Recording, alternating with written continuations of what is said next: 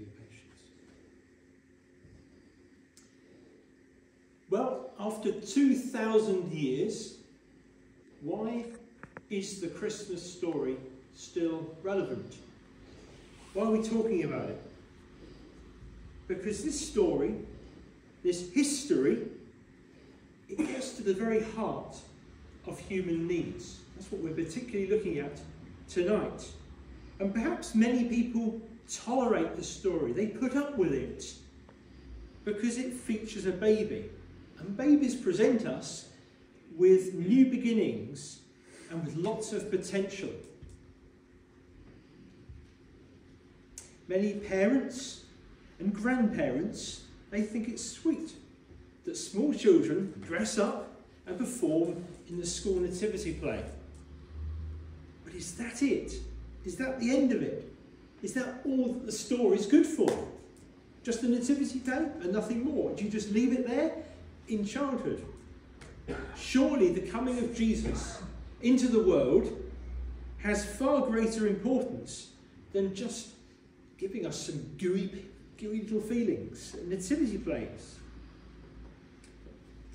Here's something to look at apart from me. Here we go.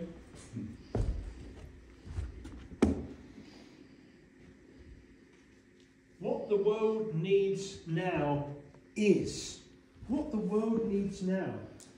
Oftentimes I go about, I can hear people say, when he's talking about the news, talking about whether it's local or international news, lots of different ways people are talking about this. What the world needs now is, well, in 700 BC, a prophecy was given. And Derek just read that to us from Isaiah chapter 9. So it's written over 700 years before Jesus came into the world. So it's a prophecy. It's something that's spoken that looks way into the future. We're just going to look at 2 verses of that prophecy tonight. Verses 6 and 7 of Isaiah 9. What the world needs now is hope. Hope. It says there, for to us a child is born. A child is born. We've already said that when a child is born, we often feel it's special because it's an untainted life. It's a life that seems to be full of potential. The child hasn't messed up like we have, and it just feels so much potential is there in that child. So a child is born, and it fills us with hope. What the world needs now is hope. You know, you turn on television, listen to the news, and it's all about the failing NHS. It's all about the war in Ukraine. It's all about perhaps deaths nearby. Might have been suicide. If that has touched your own life, I genuinely am sorry and sad. But what the world needs now is hope. So a child is born, and it says also that a son is given. A son, that's important in those days. We're talking about being an heir, son and heir, one who gets the inheritance, gets the possessions of the father. And then it goes on, it says, for us, to us a child is born, to us a son is given, and the government will be on his shoulders. And we might think, oh, okay, is that too much for them to take? Because sometimes, as we've seen this year, some people have found that much pressure on them is too much to take. The government being on that person's shoulders in this country. And it goes on. And it gives some amazing titles to this person. Amazing titles. And he will be called Wonderful. Wonderful. Now we live in a world that tries to buy its happiness in all sorts of ways, whether it's going on holiday, whether it's nice things for Christmas or for other people. And I'm not saying it's wrong to have nice things, but we can't buy our happiness. And more than that, we really need joy. Well, this person's name will be Wonderful. And he will bring joy. He will bring joy, genuine joy.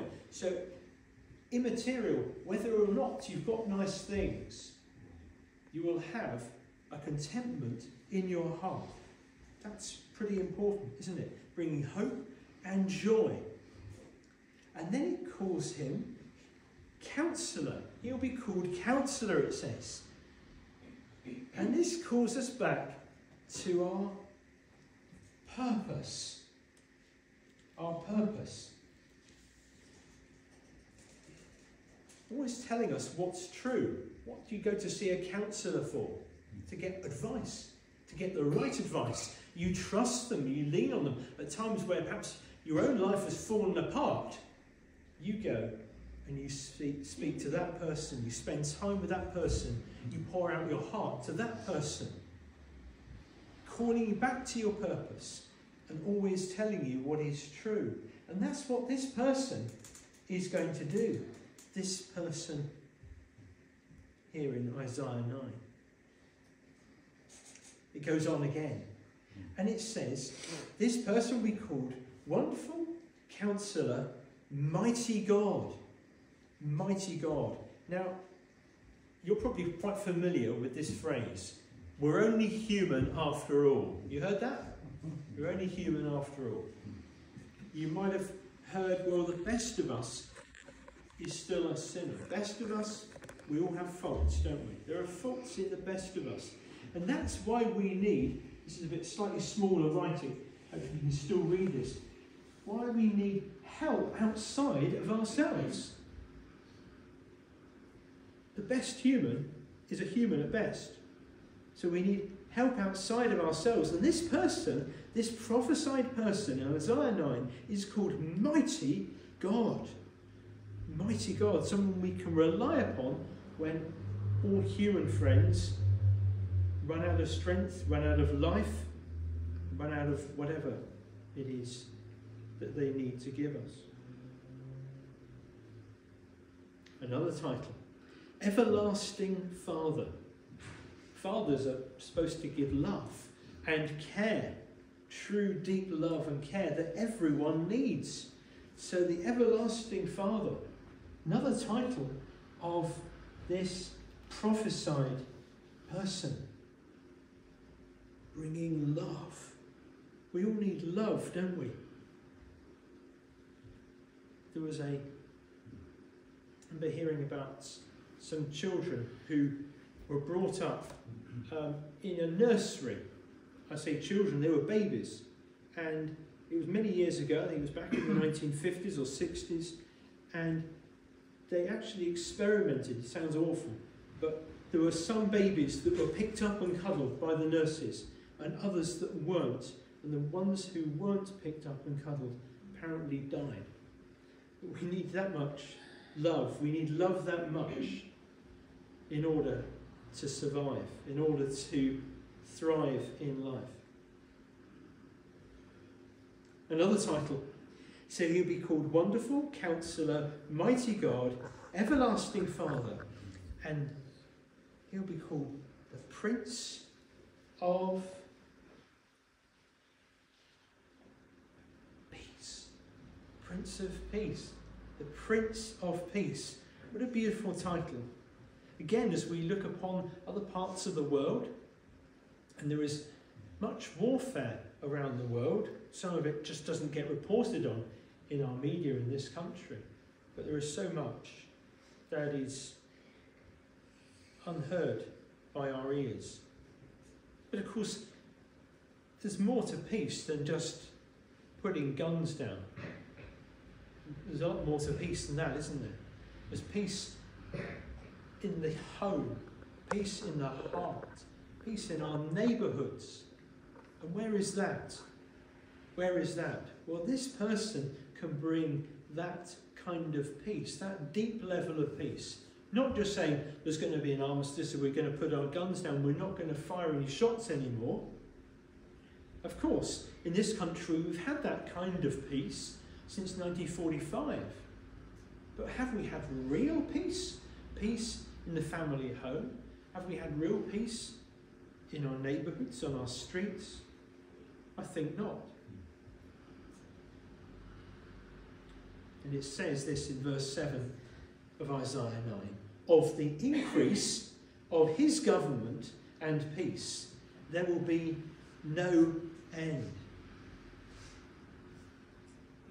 He will reign on David's throne and over his kingdom, establishing it and upholding it with justice and righteousness from that time on and forever. Remember when the elections were going on this summer, and they were talking about Liz Truss, Rishi Sunak, and they were saying, well, whoever gets in, what's the British public looking for? They're looking for someone they can trust. They want to be able to trust their words. They've got to be good economically. They've got to have the business brain, but they also need to be able to reach out to people and be honest and show their true personality is good and sound and strong and honest leadership is what we look for. And that's exactly what this person has got in spades. Of the increase of his government and peace, there will be no end. He'll reign on David's throne, the famous King David, and over his kingdom, establishing and upholding it with justice and righteousness from that time on and forever. And then it says the zeal, there's an unusual word, the zeal of the Lord Almighty will accomplish this. The zeal, or to be zealous, I think some people understand that. To be zealous or to be a zealot, it's to be somebody who's filled with passion. The zeal of the Lord Almighty will accomplish this. Do God's plans come true? Do God's purposes, are they fulfilled? Yes, of course they are, every time. Who is this person? Yeah, of course it's Jesus. Jesus. And if you want a shortcut, what the world needs now is Jesus. And that's what we proclaim in this church and every true gospel church around the world. That's why Christmas matters. Because it's the announcement and the arrival of this wonderful person prophesied from way back to tell us that he is the one that we need. And that Christmas 2022 is the one that you need. He's not just somebody who comes into town and arrives at Buckingham Palace or Cardiff Castle or wherever it might be and takes their seat of power. But it's something far closer, more personal than that. It's someone you have to invite in. That you say, actually, Lord, I'm not going to try anymore to try to be good. It's not about human appearances. It's not about what I look like next to my next door neighbour or what I appear like to somebody else that you might know of. But so much deeper than that, that the Lord changes your heart, that we know that we've pushed God away and that we instead need to welcome him into our lives. He's the one we'll meet at the end of this life after all. And we have to give an account of all that we are and have been and have heard. And so please, I ask you, consider these things. This is why Christmas is such a big occasion for Christians. It opens the door for us to speak of these things, not just of the birth of Jesus, but the new birth of what happens when the Lord comes into your heart and gives you all these things, gives you purpose and love and joy and hope and peace. We certainly need help outside of ourselves. We need his strong and his honest leadership in our lives. If you want to talk to me further about that, please do speak to me after the service. I am truly here for you. And don't rush out. If the Lord has convinced you and convicted you that this is true, But make sure you act on that now.